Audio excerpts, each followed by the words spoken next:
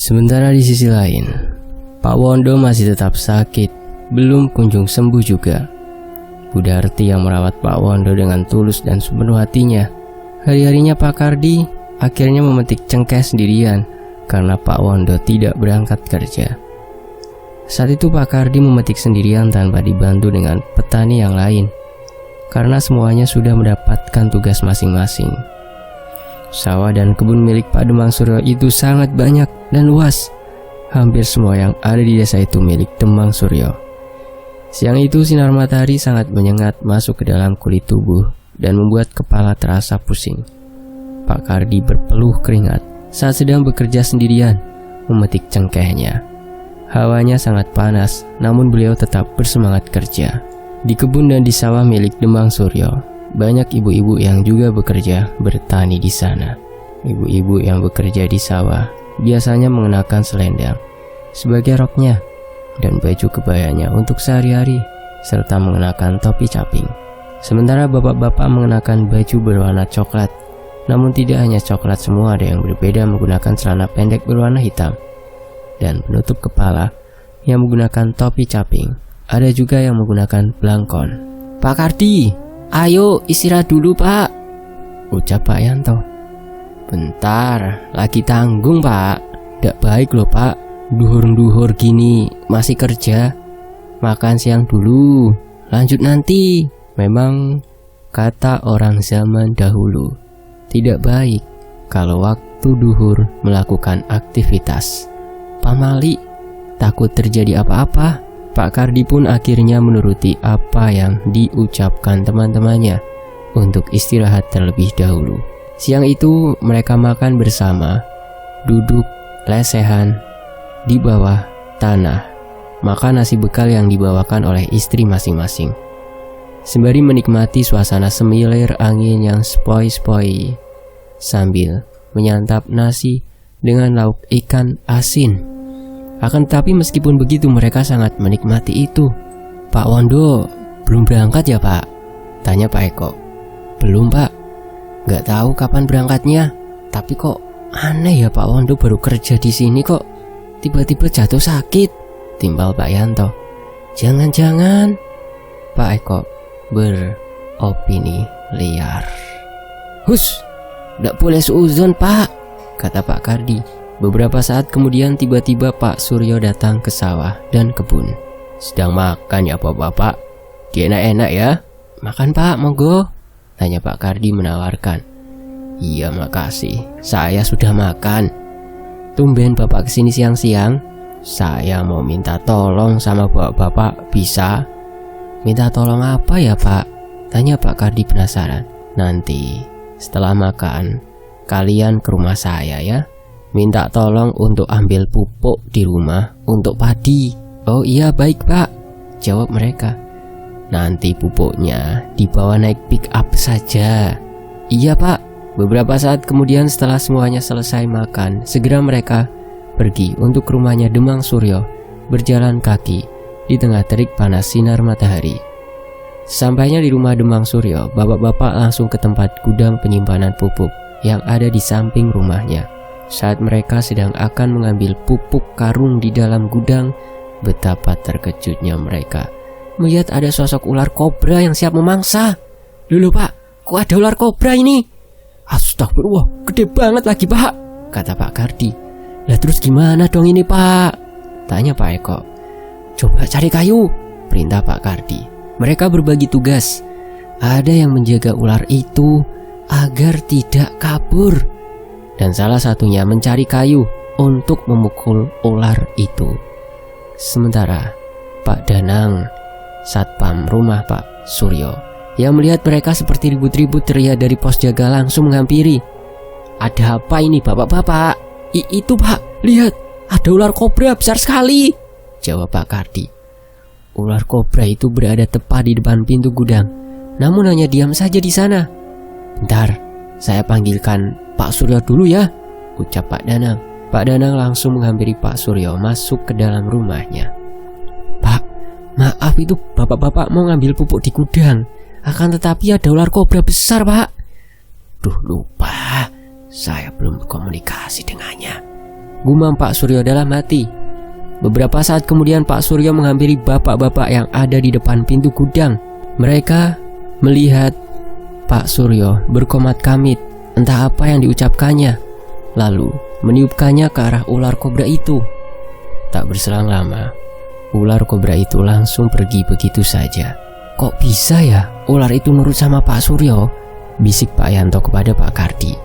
Sudah, silahkan diambil semua pupuknya dan diangkat ke bak mobil pick up. Baik Pak, jawab mereka. Segera mereka mengangkat karung pupuk itu yang ada di dalam gudang dan dipindah ke atas mobil pick up. Mobil pick up itu milik Demang Suryo sendiri. Beliau memiliki banyak kendaraan yang terparkir di bagasi rumahnya yang luas. Ada mobil sedan, mobil Kijang, motor Astrea, motor RX King zaman dulu, dan lain sebagainya. Bagaimana tidak, harta Pak Suryo sangat banyak sekali. Jadi lumrah kalau memiliki banyak kendaraan. Kan sawah kebunnya luas banget. Siang itu bapak-bapak giat sekali mengangkat pupuk karung ke mobil pick up. Setelah semuanya sudah selesai, segera bapak-bapak ikut naik ke atas mobil. Sementara yang nyopir mobil itu Pak Toto, sopir khusus Demang Suryo, yang tugasnya mengantarkan barang-barang atau hasil panen ke tempat penjual yang ada di pasar, dan juga sopir pribadinya keluarga Pak Suryo jika ingin bepergian. Beberapa saat kemudian, sesampainya di sawah, pupuk itu langsung diturunkan lagi, dan bapak-bapak kembali melanjutkan pekerjaan yang tadi belum selesai. Singkat cerita, malam hari ada salah satu warga yang baru pulang dari musola lewat depan rumahnya Demang Suryo. Dia melihat sosok berada di depan rumahnya. Bapak itu melihat ada sosok tinggi besar. Kedua matanya melotot, merah menyala, dengan gigi taring yang tajam, dan tubuhnya penuh dengan bulu hitam lebat. Sosok itu berdiri di depan pagar. Sontak bapak itu langsung berlari terbirit-birit untuk pulang ke rumahnya. Sementara Bi Ija saat malam hari terbangun ingin buang air kecil. Beliau mendengar ada suara yang mengetuk pintu di depan rumah. Tok tok tok. Suara pintu diketuk sebanyak 3 kali. Segera beliau untuk menyelesaikan buang air kecil, dan beberapa saat kemudian Bi Ija berjalan menuju ke depan untuk membukakan pintu. Kriat. Suara pintu dibuka, dan saat dibuka ternyata tidak ada apa-apa. Bi Ija pun langsung menutup pintunya lagi. Ketika dia beranjak berjalan masuk ke dalam rumah, tiba-tiba pintunya diketok kembali. Tok tok tok. Langkah Bi Ija pun terhenti, dan dia mencoba untuk membukakan pintunya kembali. Betapa terkejutnya Bi Ija saat pintu dibuka. Tepat di hadapan dia ada sosok pocong berdiri. Wajahnya penuh dengan darah. Kedua matanya melotot dan mulut menganga. Wajah hitam legam penuh darah yang bercucuran. Tubuh Bi Ija saat itu langsung kaku, tidak bisa digerakkan. Mulutnya pun ingin berteriak, susah seperti terkunci. Kebetulan Bu Rati saat itu terbangun ingin minum air putih, dan dia mendengar ada benda jatuh dari depan. Karena penasaran, Bu Rati langsung segera berjalan perlahan-lahan, mengendap-endap menuju ke depan. Dan betapa terkejutnya Bu Rati melihat Bi Ija sudah ambruk pingsan di lantai, karena Bi Ija tak kuat melihat sosok pocong itu. Saat Bu Rati datang untuk menolong Bi Ija, sosok pocong itu sudah tidak terlihat lagi di depan pintunya. Bu Rati kemudian meminta tolong kepada Pak Suryo untuk membantu mengangkat Bi Ija. Pak, bangun Pak, cepat Pak, bangun, ucap Bu Rati sembari menggoyangkan tubuh Pak Suryo. Ada apa sih Bu? Pak, cepat bantu angkat Bi Ija, dia pingsan Pak di depan. Hah? Pingsan lagi Bu? Ngapain jam segini Bi Ija ke depan? Ibu juga nggak tahu Pak, kita ceritakan nanti saja. Saat itu segera mereka ke depan ruang tamu untuk membantu mengangkat Bi Ija. Akan tetapi, kalau hanya Pak Suryo dan Bu Rati saja yang angkat, tidak bisa. Akhirnya Pak Suryo memanggil Pak Danang dan Pak Toto untuk membantu mengangkat Bi Ija. Kebetulan Pak Danang dan Pak Toto tidurnya di pos depan satpam. Jadi Pak Suryo bergegas menuju ke pos untuk memanggil mereka. Pak Toto, Pak Danang, bangun, ucap Pak Suryo. Iya Pak, ada apa? Tanya keduanya terperanjat. Ayo cepat bantuin Bi Ija, dia pingsan, bantu angkatin sekarang ya. Iya Pak. Lalu saat itu mereka segera masuk ke dalam rumah untuk bantu ngangkat tubuh Bi Ija masuk ke dalam kamar. Beberapa saat kemudian, Bi Ija akhirnya dibawa ke kamar dan dibaringkan. Bu Ratih mencoba untuk membangunkan Bi Ija dengan minyak angin kayu putih. Beberapa saat kemudian, Bu Ija akhirnya tersadar. Segera Bu Ratih langsung memberikan segelas air putih kepada Bi Ija. Beliau meneguk segelas air putih itu perlahan-lahan sampai habis. Karena sudah larut malam, mereka tidak menanyakan apa yang sudah terjadi dengan Bi Ija. "Bibi istirahat saja ya," ucap Bu Ratih. Keesokan harinya, saat Demang Suryo dan keluarganya sedang sarapan pagi-pagi, Bu Ratih menanyakan kepada Bi Ija saat Bi Ija sedang menghidangkan sarapannya untuk keluarga Demang Suryo. "Bi, semalam Bibi kenapa kok bisa pingsan?" Bu," ucap Bu Ija tidak melanjutkan ucapannya. "Kenapa, Bu? Ceritakan saja apa yang sudah terjadi." "Semalam saya melihat ada sosok pocong, Bu, di depan pintu.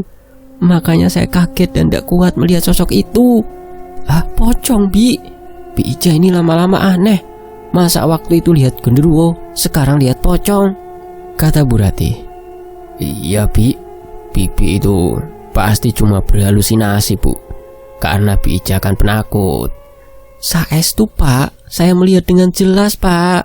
Bu Ratih dan Pak Suryo pun saat itu langsung menghela nafas panjangnya. Di sisi lain, keadaan kaki Pak Wondo sudah semakin membaik. Dia juga sudah jalan kaki perlahan-lahan. Namun dia belum mulai berangkat kerja lagi di kebun Demang Suryo. "Pak, Bapak berhenti saja ya kerja di Pak Suryonya," ucap Bu Darti. "Kalau Bapak berhenti bekerja, nanti Bapak mau kerja di mana, Bu?" "Ya Bapak coba cari kerja di sawah atau kebun milik juragan yang lain saja." "Susah, Bu. Yang lain upahnya kecil, terus kerjanya juga lebih berat." "Nggak apa-apa, Pak, upah kecil. Daripada Bapak kerja sama Pak Suryo, nanti malah dijadikan tumbal. Gimana?" "Bu, ngomongnya yang benar. Jangan seperti itu. Terserah Bapak. Kalau begitu maunya gimana, Ibu ikut saja." "Iya, Bu. Ibu doakan Bapak ya. Semoga Bapak tidak kenapa-napa." Sementara para pekerja yang ada di kebun ketika melihat Demang Suryo datang, mereka ketakutan. Sehingga mereka tidak berani untuk melihat ke arahnya Pak Suryo karena di belakang tubuh Pak Suryo ada sosok tinggi besar, berdiri, kulitnya berbulu lebat berwarna hitam. Bapak-bapak itu apes tuh diweruhi. "Ada apa, Bapak-bapak?" tanya Demang Suryo. Enggak, Pak, enggak ada apa-apa kok," jawab salah satu dari mereka. "Ya sudah, lanjut kerja lagi." Lalu Pak Suryo berjalan menuju ke sawah, melihat petani yang sedang bekerja. Tiba-tiba, saat Pak Suryo sedang duduk di gubuk tengah sawah, sambil memantau para pekerja, ada seorang bapak-bapak berlari terbirit-birit lewat jalan setapak di tengah sawah menghampiri Pak Suryo. Pak Suryo!" Sontak Pak Suryo yang mendengar dari kejauhan suara itu, segera dia menoleh ke arah bapak itu. "Ada apa, Pak?"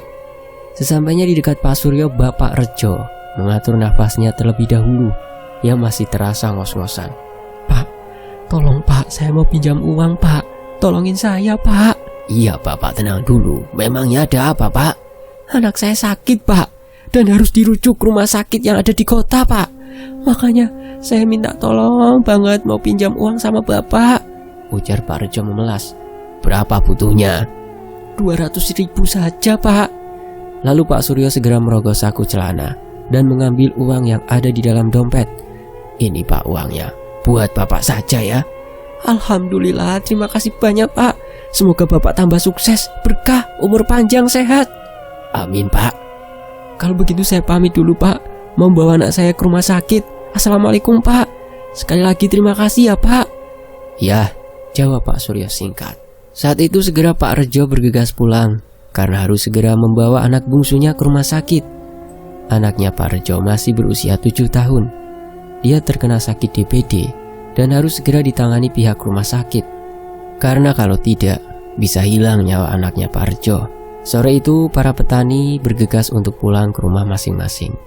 Saat di perjalanan pulang, mereka ngobrol seperti biasanya. Kali ini mereka sangat semangat sekali karena habis mendapatkan upah dari Pak Suryo dan benar-benar 2 kali lipat dari upah yang dihasilkan bekerja di Juragan Hendro dulu. Kita mampir dulu di warungnya Bu Surti, ayo, ucap Pak Kardi semangat. Iya, sekalian bayar utang kita yang udah numpuk di bon loh, ibu Pak Kardi. Iya, ayo, timbal Pak Yanto. Beberapa saat kemudian mereka sampai di warungnya Bu Surti. Karena letak warungnya dekat dengan sawahnya Pak Suryo dan sawah Pak Hendro yang ada di pinggir jalan. Saya pesan kopinya 1 ya Bu Surti, ucap Pak Kardi. Saya juga sekalian sama Pak Eko, jadi 3 kopi Bu, ucap Pak Yanto semangat. Utang lagi nggak nih? Tanya Bu Surti ramah. Tenang Bu, ini kita malah mau lunasi hutangnya, ucap Pak Kardi. Wih, udah banyak uang nih kerja di Demang Suryo, ledek Bu Surti. Iya, alhamdulillah Bu. Tapi bapak-bapak harus hati-hati loh, nasihat Bu Surti. Udah Bu, bikinin kita kopi dulu aja. Iya, bapak-bapak sabar, saya lupa.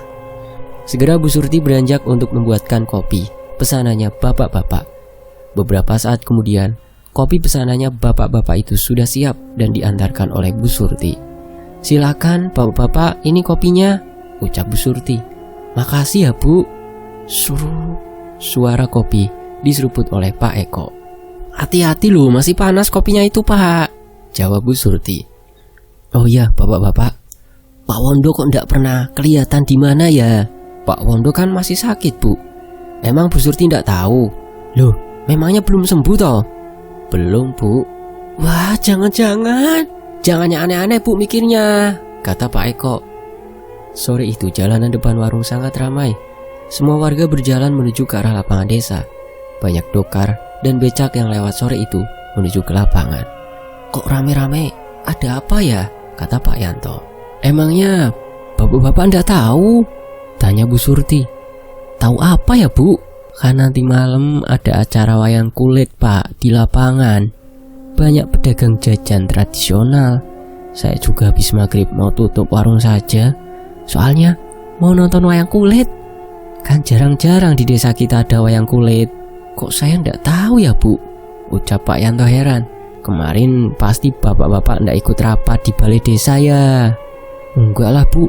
Kan kita semua kerja ke kebun dan sawah.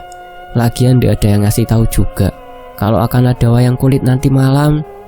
Oh iya ya Pak, jangan lupa datang loh supaya lapangannya ramai Pak, kata Bu Surti. Oh iya, katanya yang biayai acara wayang kulit juga Pak Suryo loh. Emangnya Pak Suryo nggak ngomong sama bapak-bapak? Ibu Bu Surti bertanya. Gak heran sih, lah kan dia kaya raya, dermawan lagi orangnya Bu, ndak pelit. Apalagi sama para karyawan pekerjanya ndak hitung-hitungan loh, ucap Pak Kardi. Mungkin Pak Suryo lupa ngasih tahu ke kita tadi ya, kata Pak Yanto. Wes nanti malam kita datang ya bapak-bapak. Lumayan kan ada hiburan, ndak sumpek di rumah terus, ujar Pak Eko.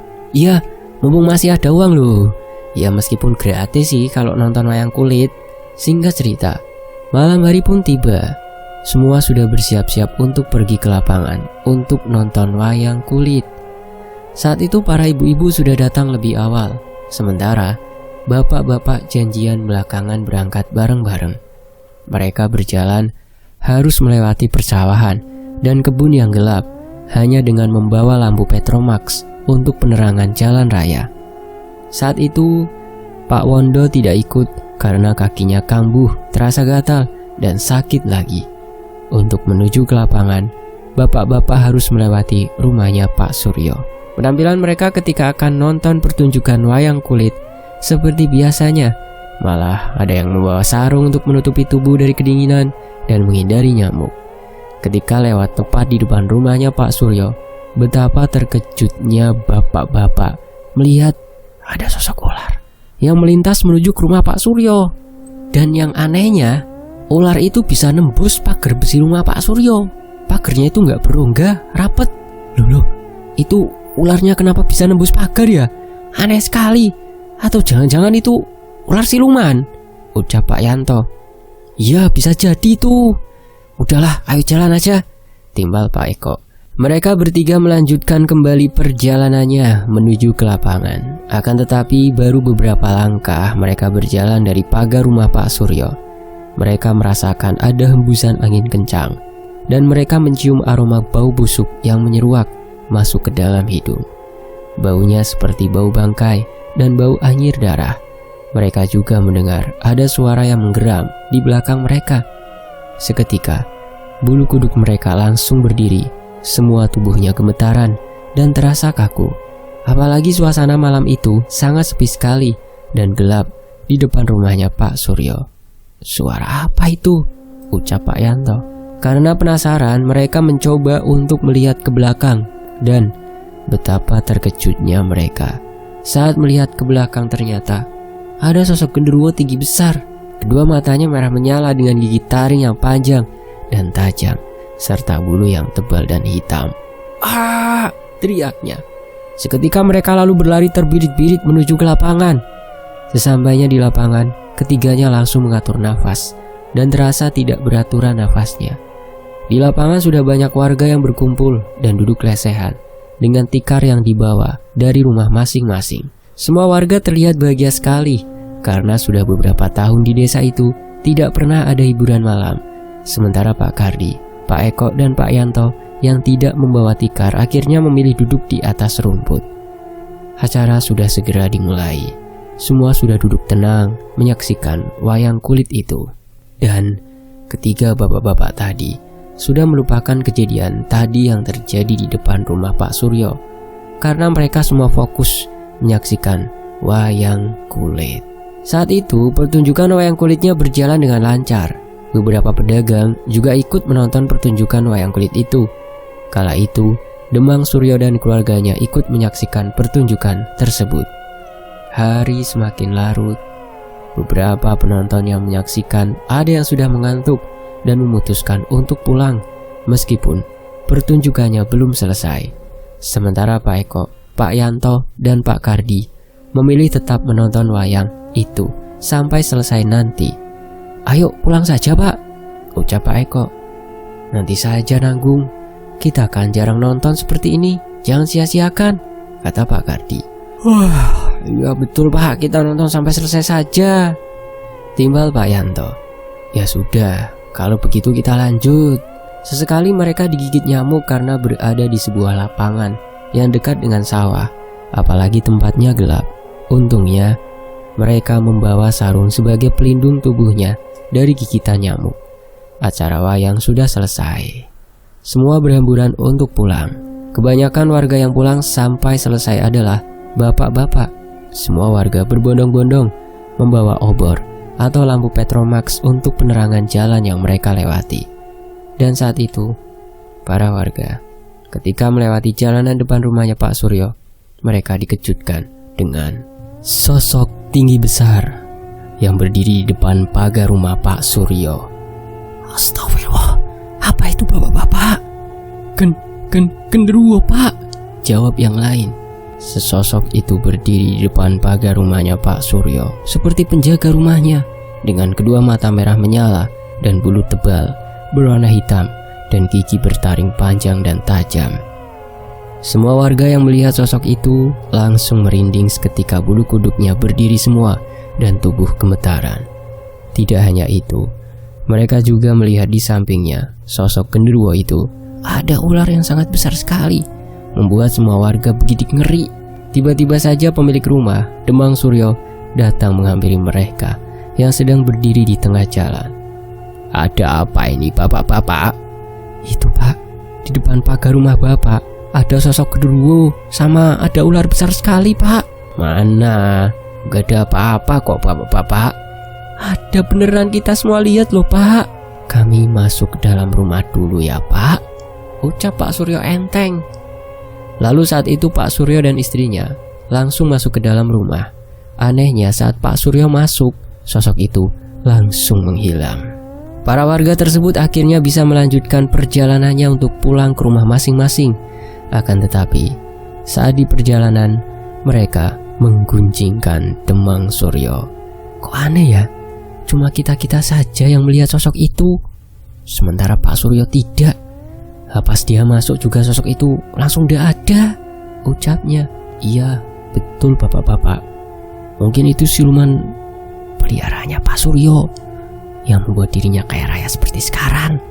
Kasakusuk warga yang lain. Betul-betul berarti Pak Suryo memang telah melakukan pesugihan selama ini, dukung yang lainnya. Sudah, kita jangan membicarakan dia.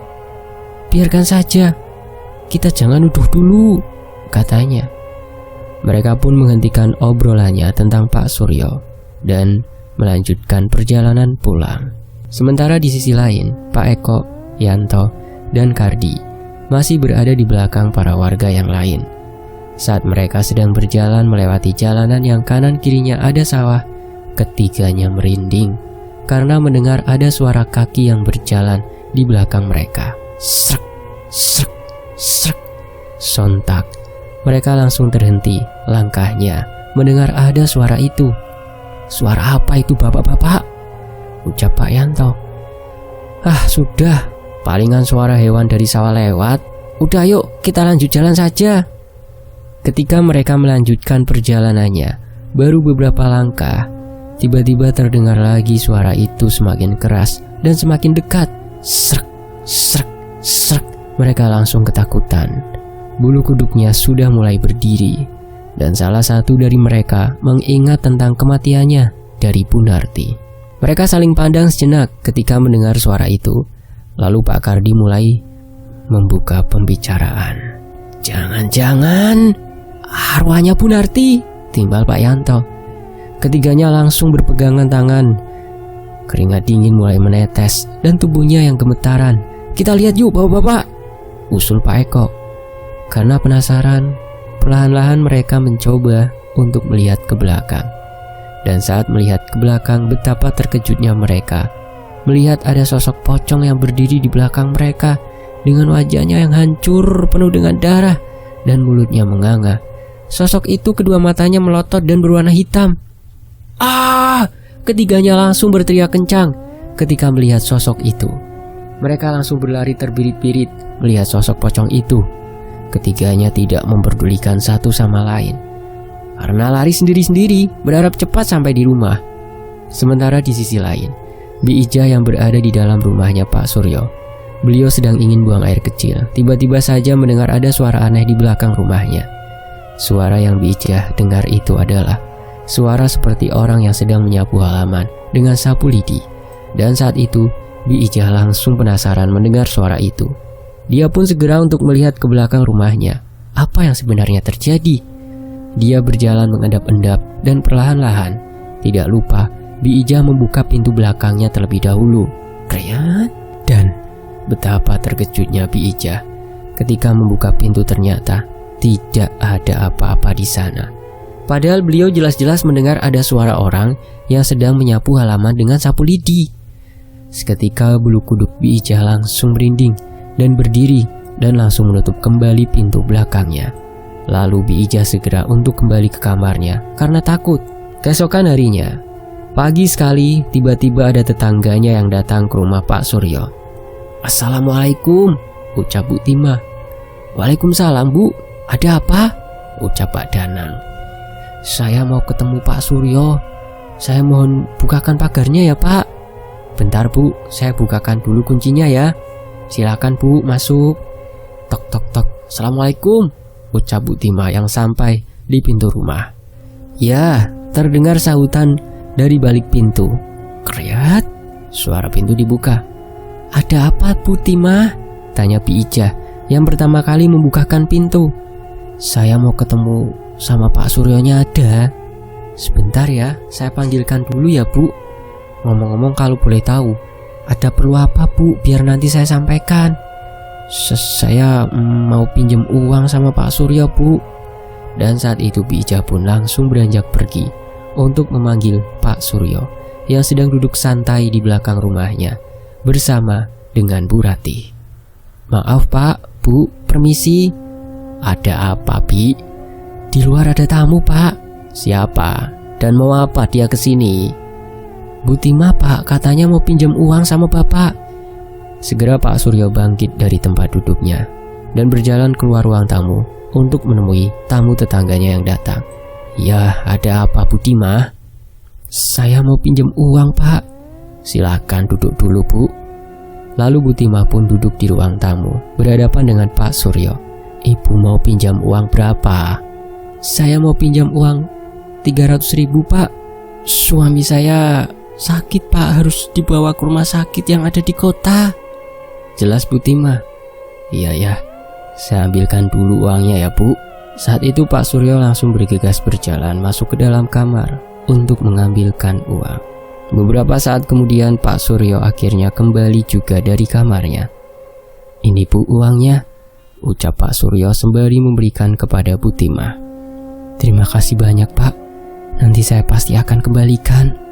Pak Suryo hanya senyum menyeringai dengan bibir menyungging dan menganggukkan kepalanya kepada Bu Timah. "Ibu ndak usah gugup atau buru-buru untuk balikin uangnya," kata Pak Suryo. Iya Pak, sekali lagi saya berterima kasih ya Pak. Kalau begitu saya pamit pulang dulu." "Iya Bu." Setelah Bu Timah pergi, Pak Suryo senyum kecut, seperti ada maksud tertentu yang ada di dalam pikirannya. Hari itu Pak Suryo pergi ke sawah dan kebun seperti biasanya untuk melihat para pekerja dan hasil cengkeh yang sedang dipetik. Pak Suryo menemui Pak Kardi yang sedang manjat pohon cengkeh untuk memetiknya. "Pak Kardi, gimana? Aman?" Setelah mendengar suara seseorang, segera Pak Kardi menoleh ke bawah. Dan ternyata yang datang Pak Suryo. Pak Suryo?" Dan saat itu Pak Kardi langsung turun dari atas pohon cengkeh yang dia panjat. "Aman Pak, hasilnya banyak sekali." "Iya memang seperti itu Pak, memakan waktu sekitar 6-7 hari untuk memetik semua cengkehnya," ucap Pak Suryo. "Iya Pak, tapi saya tidak bisa kalau memetik cengkehnya sendirian Pak." "Oh iya, lah Pak Wondo sudah sembuh belum Pak? Kok belum berangkat juga sekarang?" "Belum Pak, kakinya masih bengkak." "Ya sudah, nanti saya carikan pekerja yang lain saja ya." "Tapi Pak Wondo nggak dipecat kan Pak?" "Enggak Pak, tenang saja." "Ya sudah, lanjut kerja lagi ya Pak," kata Pak Suryo. Pak Kardi pun menganggukkan kepalanya mendengar perkataan dari Pak Suryo. Saat itu Pak Suryo melanjutkan ke kebun lain dan juga sawah untuk melihat pekerja yang lain. Setelah selesai, seperti biasanya beliau duduk di gubuk tengah sawah sembari meneduh karena suasana siang itu sangat panas sekali menyengat ke dalam tubuh. "Pak Suryo!" teriak seseorang. Lalu seseorang itu datang ke Pak Suryo dan membicarakan sesuatu kepada Pak Suryo. "Pak, saya mau nyicil bayar utang saya ya Pak," ucap Pak Rejo yang tempo hari pinjam uang. "Loh, memangnya uangnya sudah dipakai Pak untuk biaya rumah sakitnya kan Pak?" tanya Pak Suryo.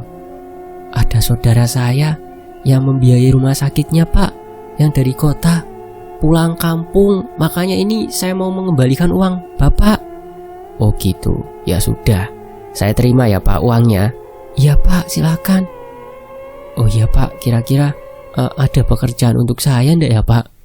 Soalnya saya nganggur Pak, ndak ada penghasilan," imbu Pak Rejo. "Nah kebetulan Pak, saya masih butuh pekerja untuk memetik cengkeh sama Pak Kardi. Sampean mau?" "Iya saya mau Pak. Kapan saya bisa mulai kerjanya Pak?" "Yo kalau mau Bapak bisa kerja sekarang saja." "Baik Pak, kalau gitu saya bisa kerja hari ini," jawabnya dengan semangat. "Ayo ikut saya Pak." Segera saat itu Pak Rejo mengekor di belakangnya Pak Suryo menuju ke kebun cengkeh yang di sana sudah ada Pak Kardi. "Nah ini tempatnya Pak, nanti Bapak kerjanya sama Pak Kardi ya," ucap Pak Suryo.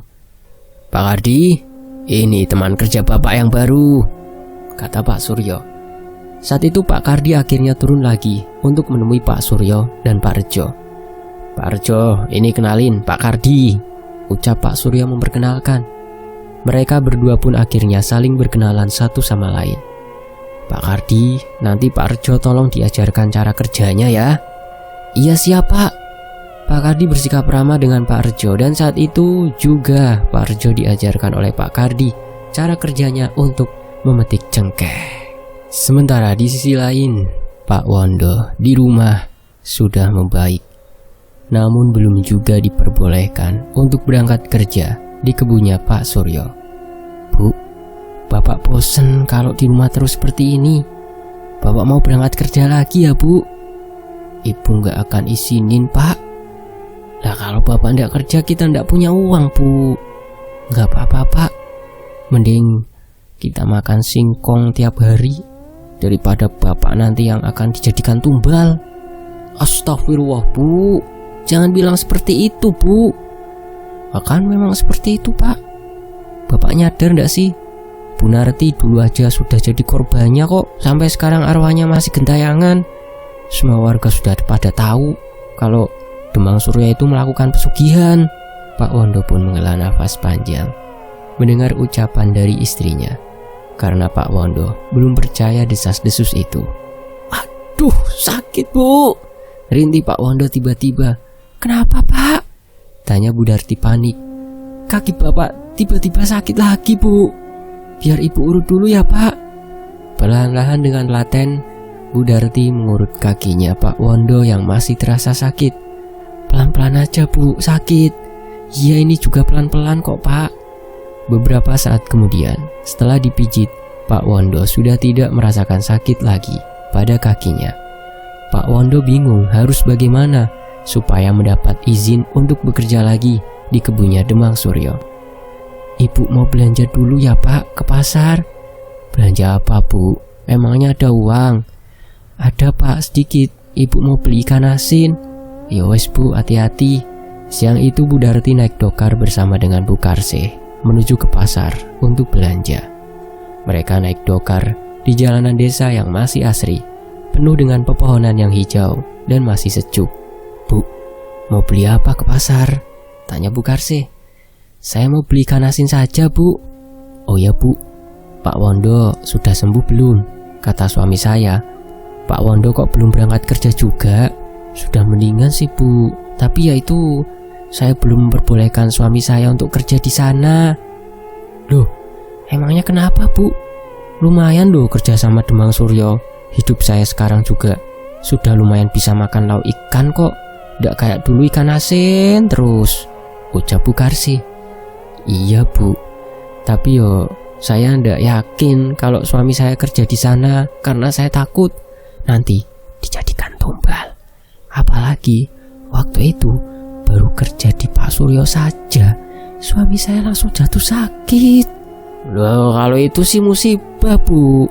Semua ndak ada yang tahu. Yang penting kita terus berdoa saja dan doakan suami kita supaya kerjanya lancar tanpa ada halangan suatu apapun, Bu. Iya, Bu, nanti saya mencoba untuk mengizinkan suami saya berangkat kerja lagi. Suara sepatu kuda menapak di jalanan yang dilewati terdengar sangat jelas. Dokar itu yang menumpangi cuma Bu Darti dan Bu Karseh saja, dan Pak Kusir tentunya. Kok desa sepi banget ya? Tumben ndak seperti biasanya, ucap Bu Darti. Iya, Bu, tumben. Apa karena panas mungkin ya? Mereka terus melanjutkan perjalanannya menuju ke pasar. Sampai pada akhirnya, beberapa saat kemudian mereka sampai juga. Pak, tungguin kita ya, nanti pulangnya mau naik lagi. Iya, Bu, jawab Pak Kusir sembari menganggukkan kepalanya. Segera Bu Darti dan Bu Karseh berjalan bersama di pasar untuk belanja, karena Bu Darti hanya membeli ikan asin saja.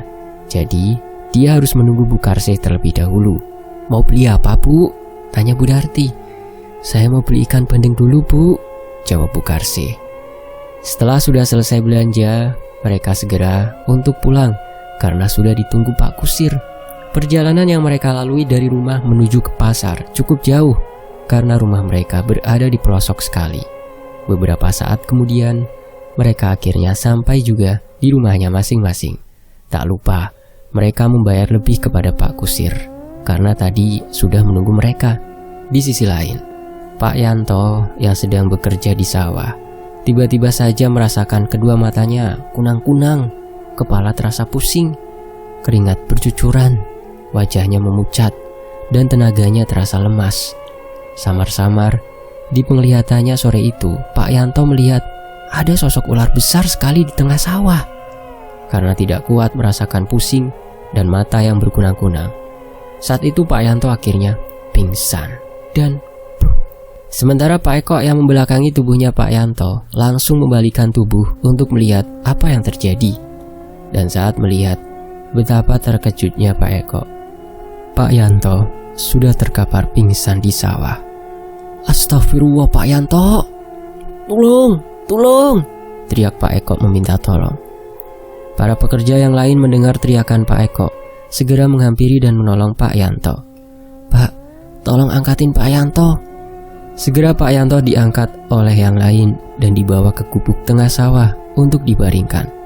Setelah Pak Yanto sudah dibaringkan, Pak Eko mencoba untuk menyadarkan Pak Yanto. "Tolong belikan teh hangat ya Pak," minta tolong Pak Eko kepada yang lain. Saat itu Pak Kardi yang ada di sana langsung menuju ke warung Bu Surti untuk membeli teh hangat. "Bu, teh hangatnya 1 Bu, cepet Bu." "Iya bentar Pak, saya siapkan dulu." "Memangnya untuk siapa teh hangatnya? Lah kok buru-buru dan panik seperti itu?" "Itu Bu Surti, Pak Yanto pingsan. Udah mana cepetan Bu." "Ini sudah Pak," ucap Bu Surti sembari memberikan tehnya kepada Pak Kardi. "Bayarnya nanti ya Bu," ungkap Pak Kardi, lalu dia bergegas kembali menuju ke gubuk tengah sawah. Beberapa saat kemudian Pak Yanto akhirnya tersadar juga dari pingsannya. Wajah beliau sangat pucat pasi dan terasa lemas. "Minum teh hangat dulu Pak," ucap Pak Eko. Pelan-pelan Pak Yanto duduk dan dia langsung meneguk teh hangatnya sedikit demi sedikit karena masih panas. Setelah dirasa sudah tenang, bapak-bapak yang lain mencoba menanyakan kepada Pak Yanto. "Tadi kenapa bisa pingsan Pak?" tanya Pak Kardi. "Gak tahu, tadi tiba-tiba kepalanya pusing, mata berkunang-kunang, dan saya melihat ada sosok ular besar di sana." Sekilas bapak-bapak langsung melihat ke arah yang ditunjuk oleh Pak Yanto. Akan tetapi, saat mereka melihat ke arah tersebut, tidak ada apa-apa. "Ah mana?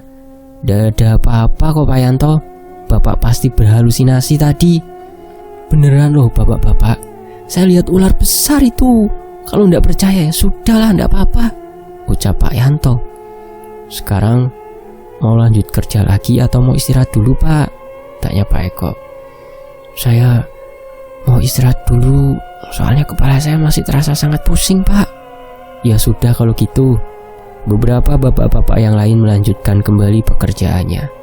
Begitu juga dengan Pak Eko dan Pak Kardi. Sore itu, masih sekitar pukul 3. Sinar matahari masih menyinari dan masih sangat panas sekali di tubuh, sehingga tidak menutup kemungkinan untuk Pak Yanto merasakan pusing pada kepalanya dan sampai berkunang-kunang. Saat itu Pak Yanto istirahat di gubuk tengah sawah sendirian. Sampai beberapa saat kemudian ada Pak Suryo yang datang menghampiri Pak Yanto. "Pak Yanto, tadi pingsan ya katanya?" tanya Pak Suryo. "Iya Pak, saya pusing dan mata saya berkunang-kunang." "Memangnya tadi siang Bapak tidak makan siang toh?" "Sudah makan siang kok Pak, tapi memang cuacanya yang sangat panas, jadi membuat saya merasa pusing Pak." "Kalau gitu Bapak pulang saja sekarang. Nanti sawah biar dikerjakan yang lain." "Beneran enggak apa-apa Pak?" "Iya enggak apa-apa. Bapak pulang saja. Saya anterin ya Pak. Soalnya takut terjadi apa-apa nanti di jalan." "Enggak usah Pak, nanti saya malah ngerepotin." "Enggak ngerepotin sama sekali kok Pak." "Iya sudah kalau Bapak memaksa." Saat itu Pak Yanto dipapah oleh Pak Suryo sendiri menuju ke motor yang ada di pinggir sawah. Pak Yanto membonceng Pak Suryo belakang naik motor Astrea.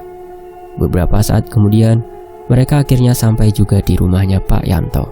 Sesampainya di rumah, Bu Ina yang saat itu sedang menyapu halaman rumahnya langsung terkejut melihat suaminya sudah pulang jam segitu.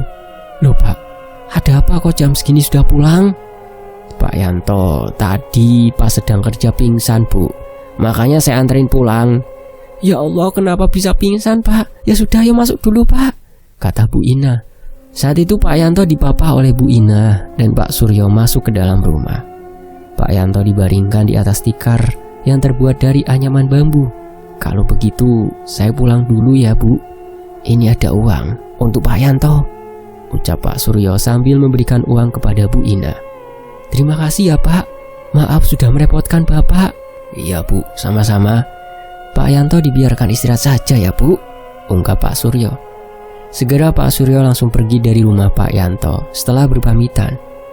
Malam harinya, tepat malam Jumat Kliwon, Pak Suryo masuk ke dalam ruangan khusus yang sudah disediakan untuk melakukan ritualnya.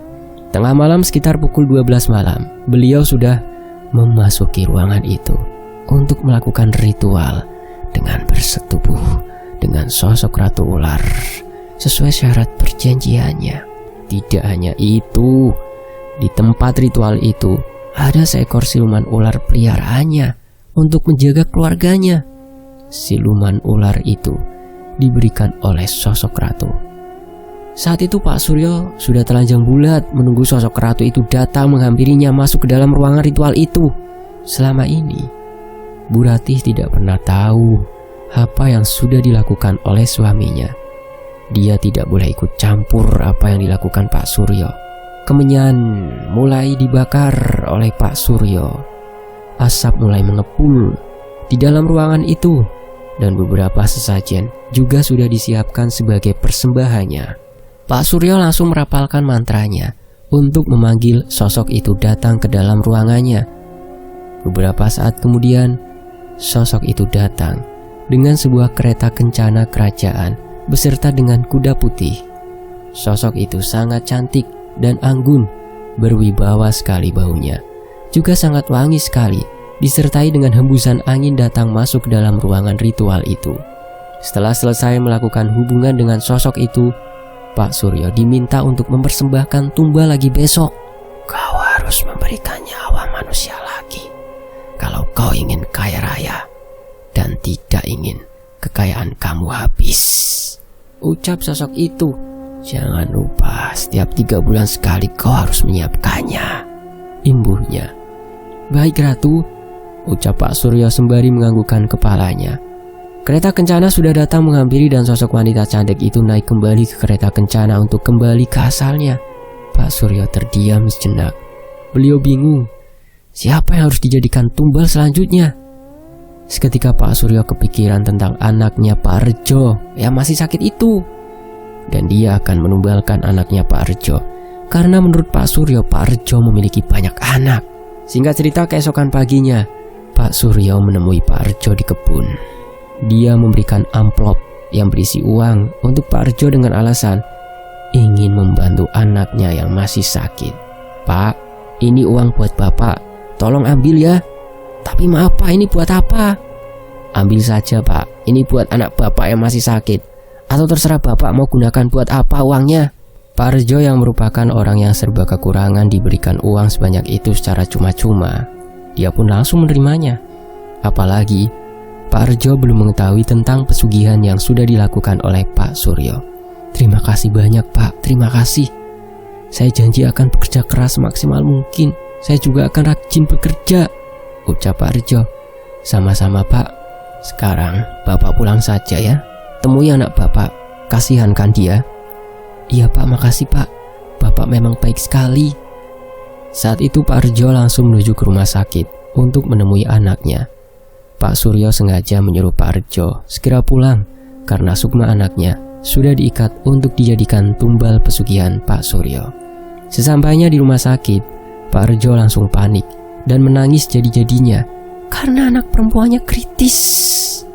Kedua matanya melotot, mulut menganga, lidah menjulur ke depan, dan tubuhnya kejang-kejang serta suhu tubuhnya sangat panas. Dan beberapa saat kemudian, setelah Pak Rejo memeluk anaknya, anak beliau menghembuskan nafas terakhirnya. Pak Rejo dan istri taunya kalau anaknya memang sudah waktunya meninggal karena sakit yang dideritanya. Namun anehnya, kedua mata anaknya masih tetap melotot dan mulutnya tidak bisa ditutup. Hari demi hari telah berlalu. Pak Rejo sudah tidak terlalu memikirkan anaknya yang sudah meninggal itu, karena beliau harus tetap bekerja melanjutkan hidupnya. Dan uang yang diberikan oleh Pak Suryo itu, dia pergunakan untuk kebutuhan sehari-harinya. Saat waktu istirahat terlihat Pak Rejo sedang duduk melamun, sembari mengibaskan topi capingnya untuk mengipasi dirinya yang keringetan. Kenapa Pak? Kok melamun? Tanya Pak Kardi tiba-tiba. Sontak Pak Rejo yang sedari tadi sedang melamun langsung terperanjat dari lamunannya. Pak Kardi, tidak apa-apa saya Pak, masih keinget anak saya yang meninggal waktu itu, ucap Pak Rejo. Yang sabar ya Pak, mungkin itu memang sudah takdir anak Bapak. Iya Pak, Saya hanya bisa mendoakan dia dari sini. Karena sudah berbeda alam, jadi saya terus mendoakan agar dia berada di tempat yang terbaik. Beberapa saat kemudian Pak Suryo datang menghampiri mereka yang sedang ngobrol. "Ada apa bapak-bapak?" "Ndak ada apa-apa Pak," jawab Pak Rejo. "Saya turut berduka cita ya Pak, atas meninggalnya anak Bapak," ucap Pak Suryo. "Iya Pak, terima kasih." Setelah menemui mereka, Pak Suryo langsung beranjak pergi. Pak Kardi mengajak Pak Rejo untuk makan siang bersama. "Ayo Pak, makan siang bareng. Kebetulan istri saya membawain bekal banyak ini. Kalau saya sendiri ndak habis." "Makasih ya Pak, tapi saya lagi ndak nafsu makan." "Sudah, ndak usah terlalu dipikirkan Pak. Saya tahu itu sedih, tapi kalau Bapak larut dalam kesedihan, nanti anak Bapak di sana juga ikut sedih." Beberapa saat kemudian, Pak Yanto dan Pak Eko menghampiri mereka untuk ikut makan siang bareng. Ayo makan bareng-bareng Pak. Ini saya bawa lauk pauk banyak," ucap Pak Kardi. Dan saat itu Pak Yanto, Pak Eko, dan Pak Rejo akhirnya makan siang bersama.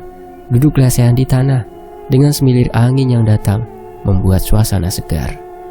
Singkat cerita, sore harinya saat pulang dari bekerja, bapak-bapak mampir terlebih dahulu di warungnya Bu Surti seperti biasa untuk ngopi.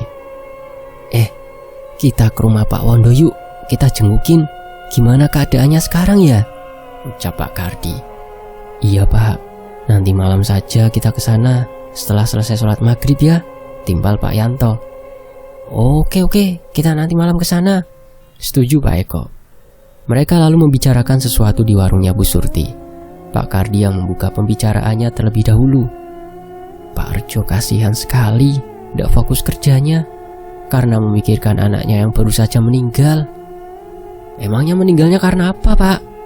"Katanya sih DBD, tapi anehnya lah kok pas meninggal matanya dalam keadaan melotot dan mulutnya menganga," jelas Pak Kardi. "Kok bisa seperti itu? Emangnya kenapa ya kira-kira?" timbal Pak Eko. "Nggak tahu juga sih.